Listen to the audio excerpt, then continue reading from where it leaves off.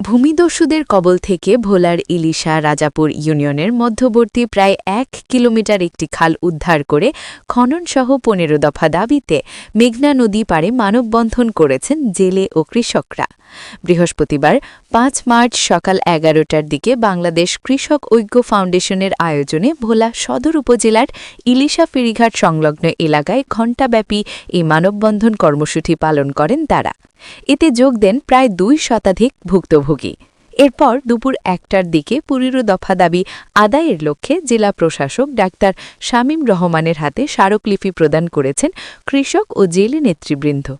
এ সময় বাংলাদেশ কৃষক ঐক্য ফাউন্ডেশনের কেন্দ্রীয় কমিটির সভাপতি শাহাবুদ্দিন ফরাজি অভিযোগ ও ক্ষোভ প্রকাশ করে বলেন, বছরের পর বছর ধরে স্থানীয় ভূমিদস্যুরা ইলিশা রাজাপুর ইউনিয়নের মধ্যবর্তী প্রায় ১ কিলোমিটার খালটি দখল করে রেখেছে।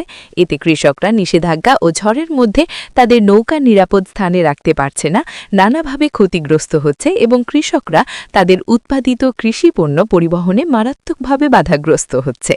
অতি দ্রুত খালটি উদ্ধার করে খননের জন্য প্রধানমন্ত্রীর হস্তক্ষেপ কামনা করেন তিনি।